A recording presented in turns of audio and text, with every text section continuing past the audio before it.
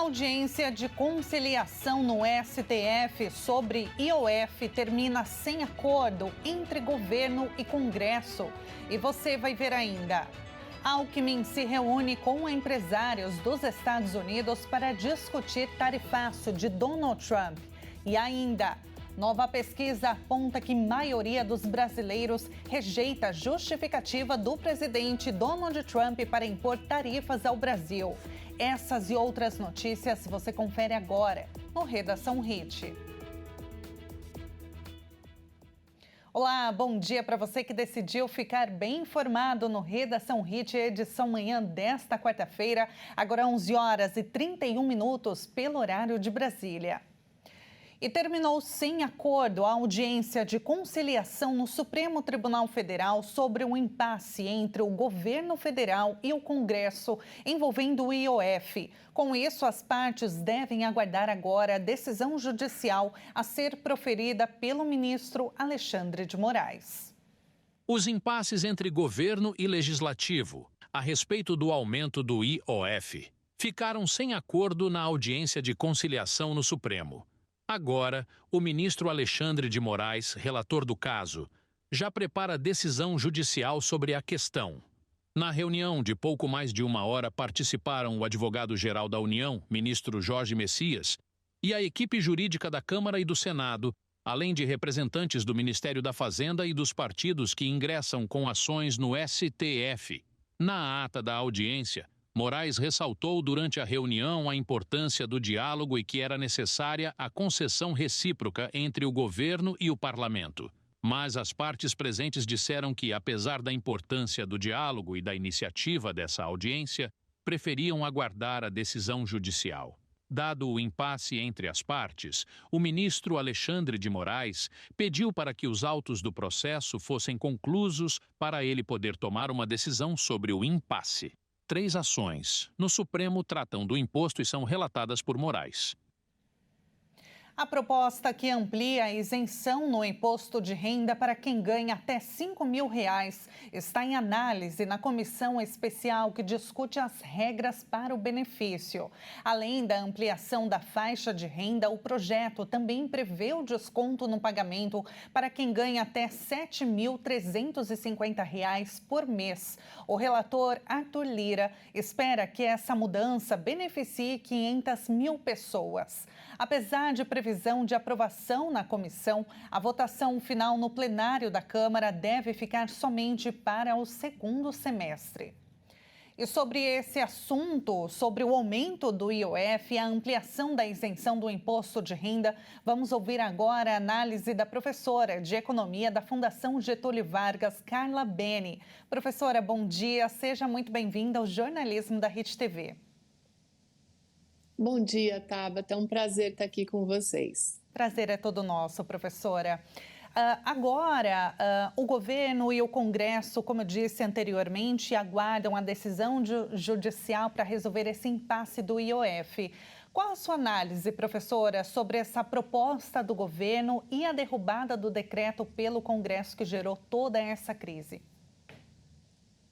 Olha, Tabata, nós estamos num imbróglio.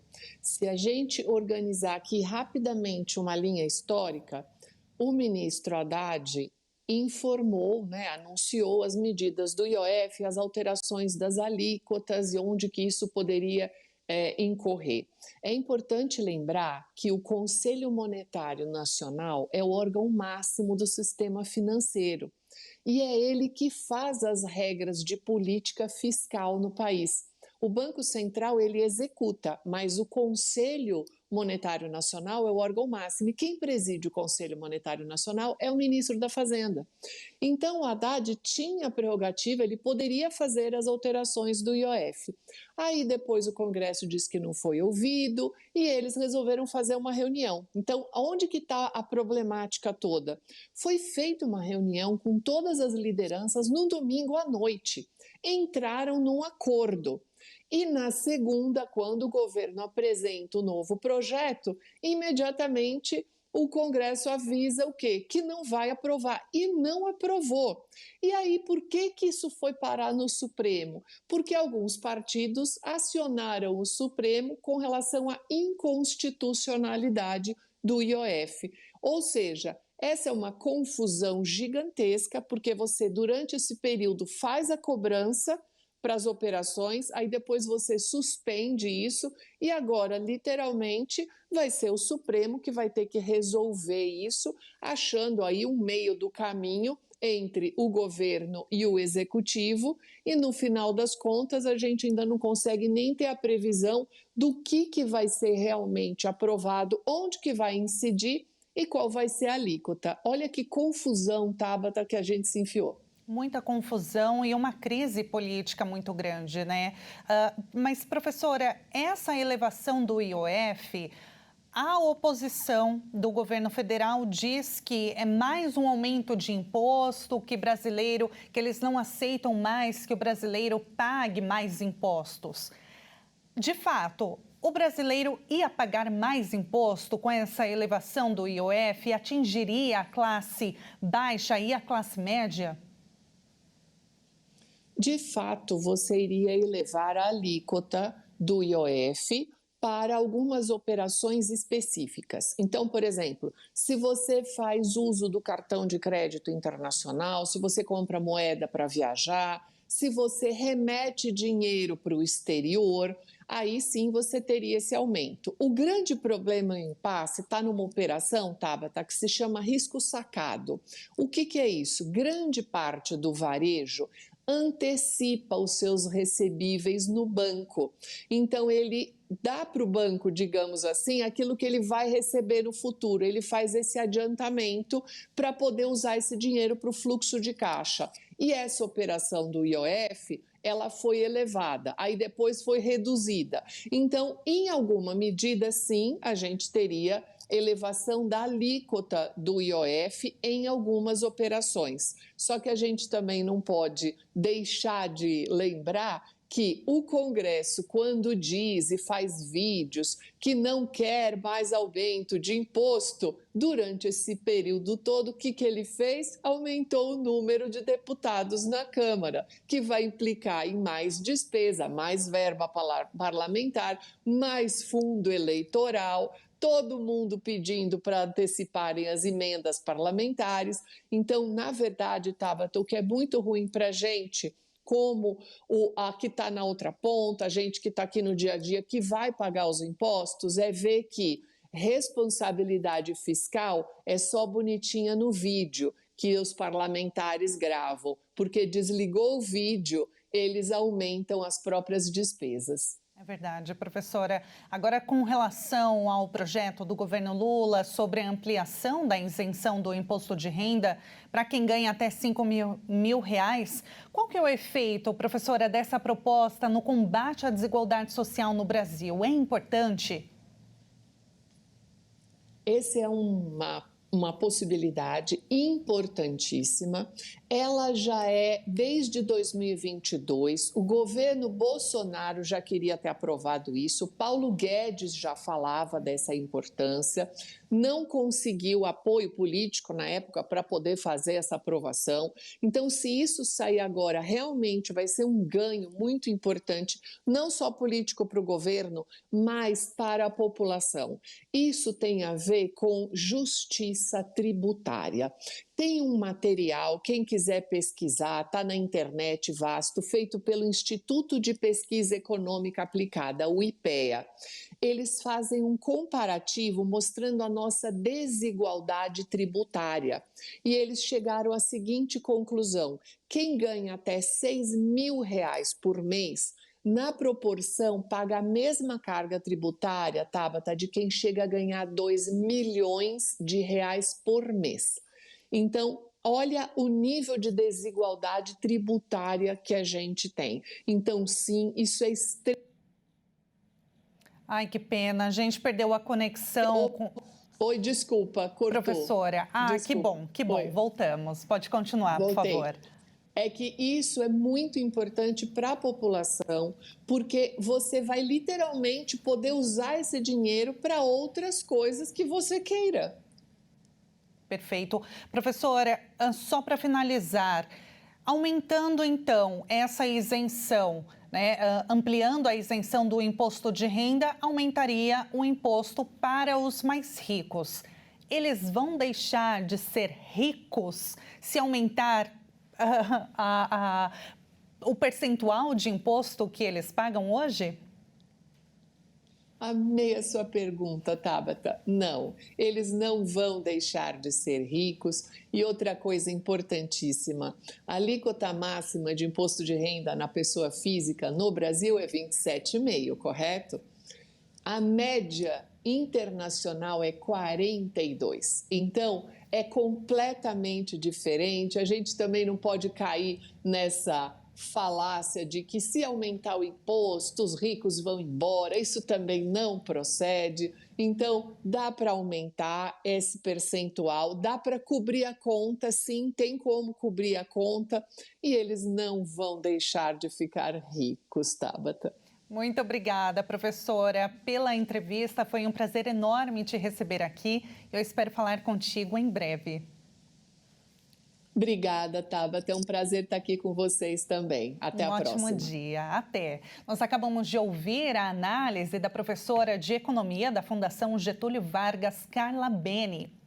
E veja a seguir, Alckmin se reúne com empresários dos Estados Unidos para discutir o tarifaço americano. E agora na sua tela, imagens ao vivo do Rio de Janeiro, 21 graus neste momento. Nós voltamos já.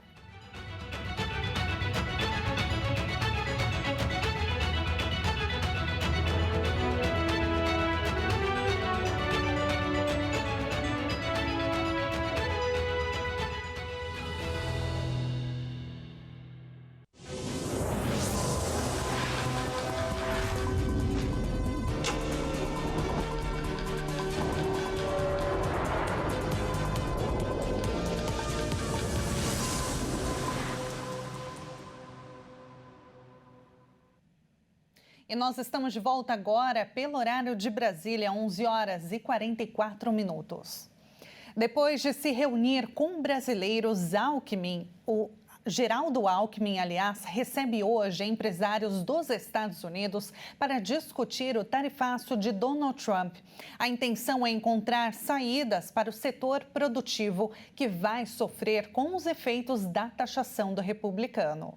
O vice-presidente e ministro do Desenvolvimento, Geraldo Alckmin, discute com empresários norte-americanos a taxa de 50% sobre produtos brasileiros imposta pelo presidente dos Estados Unidos, Donald Trump, na semana passada.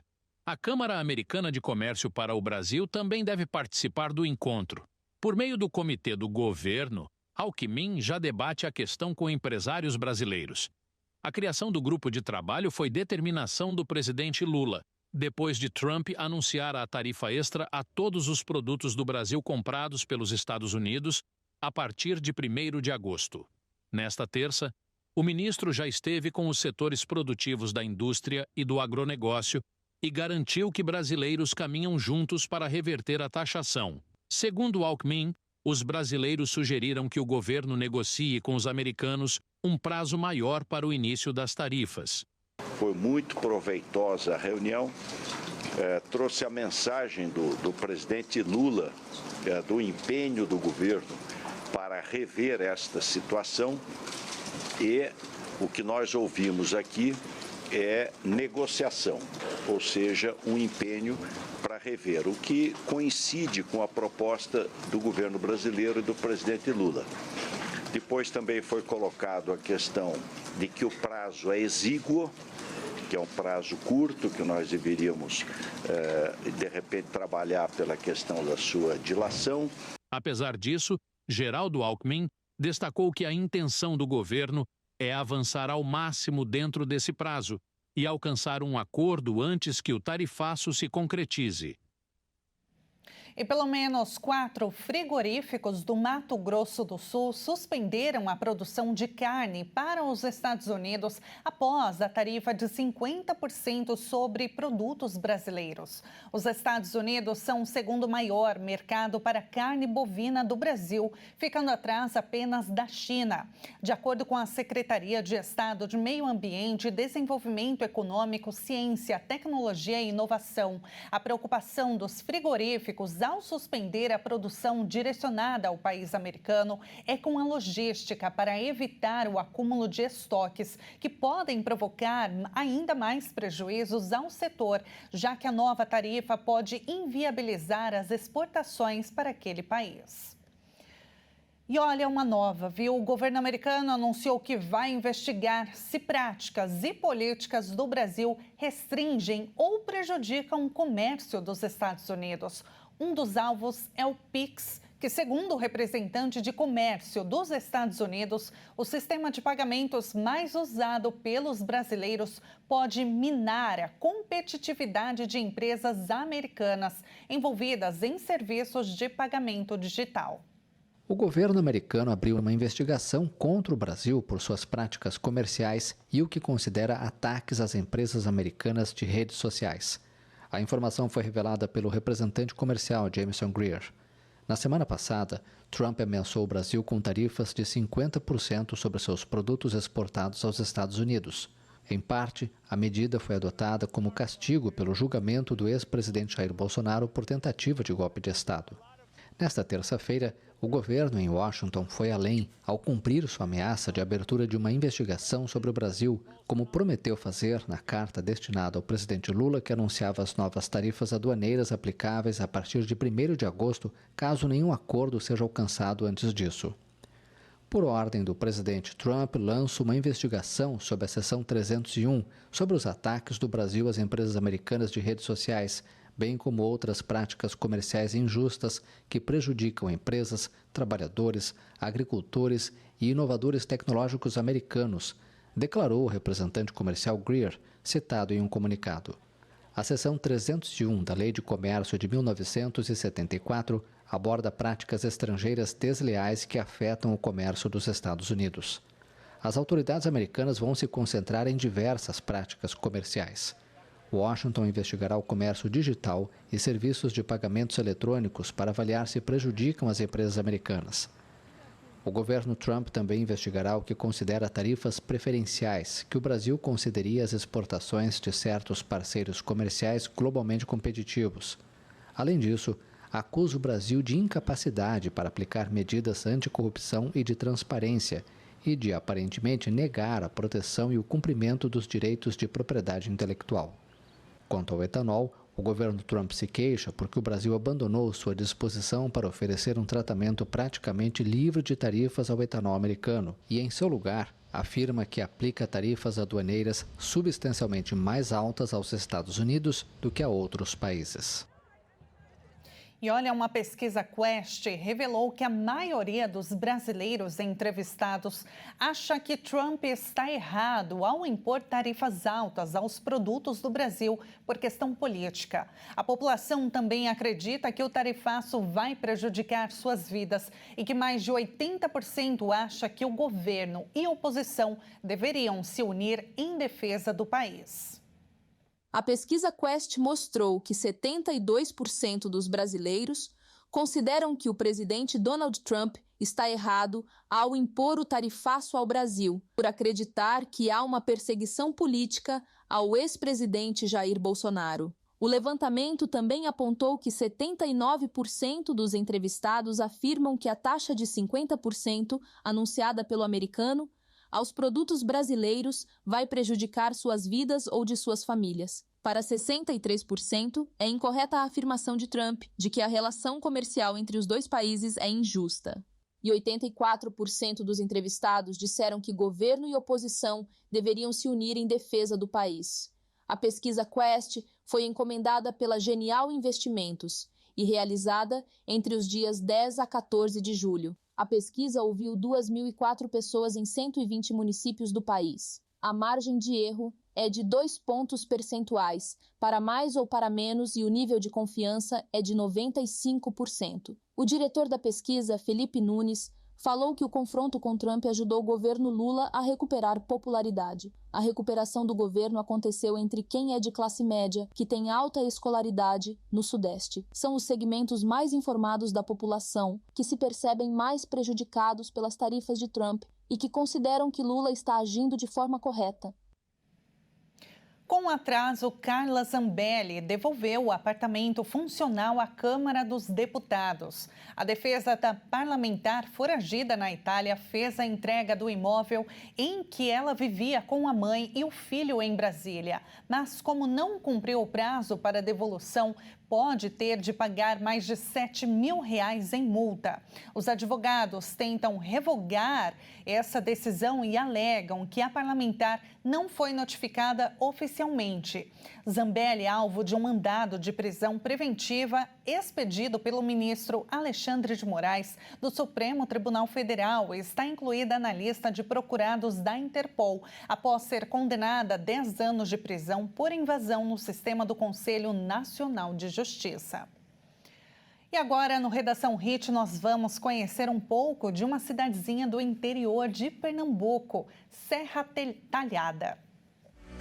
Serra Talhada é um município brasileiro do estado de Pernambuco. É conhecida como a capital do chachado e fica a 415 quilômetros da capital pernambucana, Recife. Serra Talhada é a segunda cidade mais importante do sertão do estado e o principal município da mesorregião do sertão pernambucano. Cidade polo em saúde, educação e comércio, possui uma população superior a 80 mil habitantes.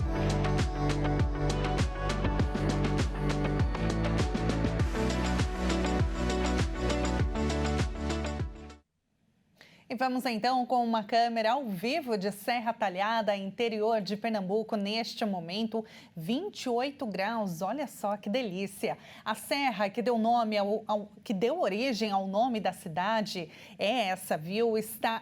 Além de uma estética fascinante, possui trilhas para aqueles que gostam de se aventurar e ao chegar no topo, no cruzeiro, se deslumbram, ficam encantados com a vista de toda a cidade e de parte do Vale do Pajeú. Quando em época de chuva, dá para aproveitar ainda pequenas cachoeiras que se formam nos rochedos. Existem grupos na cidade que aproveitam as formações rochosas para praticar rapel. Olha que bacana! E assim a gente encerra a edição desta quarta-feira. Muito obrigada pela sua companhia. Até amanhã.